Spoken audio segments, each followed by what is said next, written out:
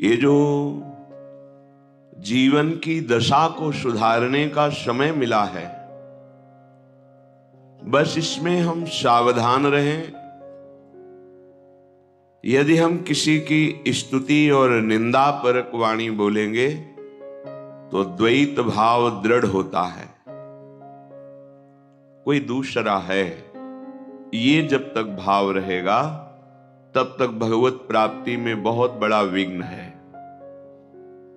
आंतरिक भाव में बहुत जल्दी अध्यात्म की ऊंचाई पर, भक्ति की भूमिका पर पहुंचने के लिए उपासक को ये सुधार करना अनिवार्य है।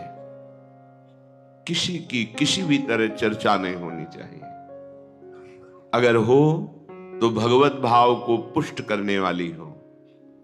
हम अधिक समय और अधिक भजन व्यर्थ कर देते हैं वाणी के अपराध के द्वारा, जिसे हम महत्व नहीं देते। शारीरिक अपराध तो बहुत ही अज्ञानता की बात है, पर अधिकतर अपराध वाणी से बनते हैं। उपासक को हर समय ये सावधानी रखनी है, बोलना है तो भगवद वार्ता, अपने प्रियालाल के विषय में या किसी महाभागवत के सिद्धांत, पावन उपदेश, पावन चरित्रों में, नहीं तो वाणी को मौन रखना है। प्राय हम देखते हैं ये वाणी बड़ी मलिन वृत्ति प्रकट करने वाली, बहुत ही प्रापंचिक प्रवृत्ति से युक्त कर देने वाली चेष्टा करती है। कुछ लेना देना नहीं, बैठे तो कोई न कोई व्यक्ति हमारे सामने होगा, आंतरिक दृष्टि में कहीं उसके गुण वर्णन कर रहे हैं, कहीं उसके दोष वर्णन कर रहे हैं। आप देखिएगा हृदय में, ये हमारी साधना को बहुत ही मंद और हृदय को मलिन कर देती है वाणी। ताते मौन रहबो उचित है, श्री ध्रुवदास जी ने कहा है। मौन से बहुत बचाव हो जाता है। संकल्पित मौन मत रहिए, विचार मौन सबको रहना चाहिए। अनावश्यक भाषण बोलना अपराध ही मानो। देखना, जब आपकी वाणी खुले अर्थात वाणी की दशा में हो, तब आप अपनी वाणी को सावधानी पूर्वक निरीक्षण कीजिए, किसकी चर्चा कर रही है। यदि आप सावधान नहीं है तो किसी व्यक्ति की, किसी वस्तु की, किसी स्थान की या तो अनुकूलता जनित गुण चर्चा कर रही होगी या प्रतिकूलता जनित दोष चर्चा कर रही होगी, और इसी से हमारा जो साधन पथ है वो बहुत शिथिल मंद गति हो जाता है, हम जान नहीं पाते। और श्रीधाम वृंदावन में तो एक बहुत बड़ी सूक्ष्म बात है। हमें परिक्रमा करते हुए एक संत भगवान मिले थे, तो उन्होंने ऐसे स्वाभाविक कृपा करते हैं। उन्होंने कहा कि बाबा, एक बात ध्यान रखना, अगर यहाँ लाभ प्राप्त करना है तो किसी के विषय में दोष दर्शन मत करना और किसी के दोषों का वर्णन मत करना।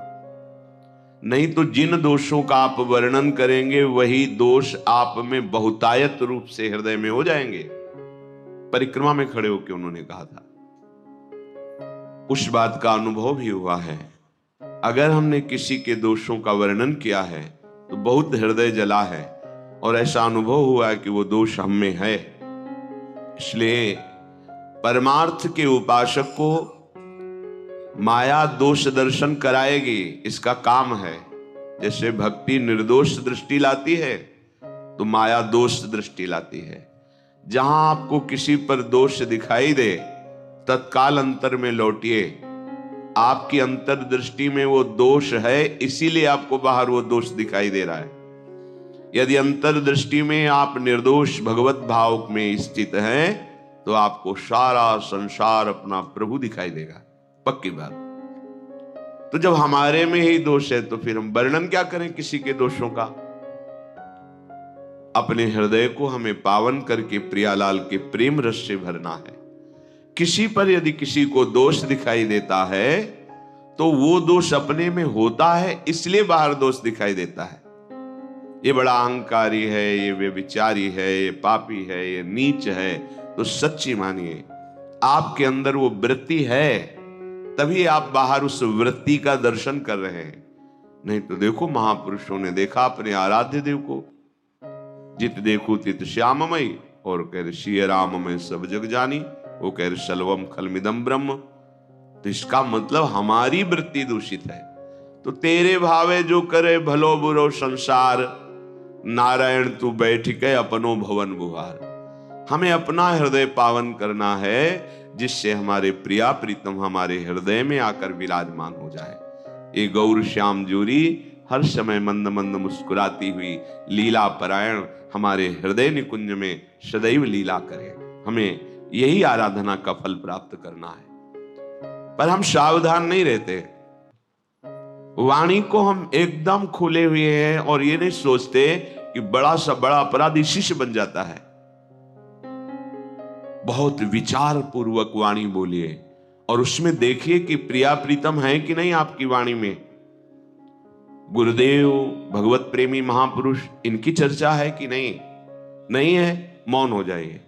आप भगवत प्राप्ति के मार्ग में चले हैं, अब आप अगर चूक करेंगे तो फिर ये वाणी का अपराधी आपको धाम की जो महिमा है उसमें डूबने नहीं देगा।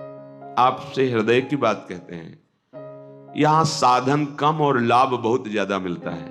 धाम है ना, अगर कुछ भी साधन ना हो, केवल आपसे असाधन ना बनने पावे, तो स्वयं आध्यात्मिक उन्नति आपकी यहां वास करने मात्र से होने लगेगी। आप में दिव्यता आने लगेगी, क्योंकि आप धाम वासी हैं। आपके मन की मलिनता, चंचलता, विषय प्रियता, ये सब धाम की कृपा नष्ट करने लगेगी। पर धाम में रहते 20 वर्ष हो जाते हैं और हमारी आध्यात्मिक उन्नति नहीं होती, भगवत प्रेम प्रकाशित नहीं होता। उसका कारण है असाधन। जहां वाणी से असाधन हुआ कि वो क्रिया में परिणित हो जाएगा। वही दोष जो आप दूसरों पर देख रहे हैं, दूसरों का दोष आप निंदा रूप में वर्णन कर रहे हैं, वही आपके हृदय में जागृत है। पक्का है, हमने देखा है, अपने हृदय में देखा है, संतों की वाणी का अनुभव किया है।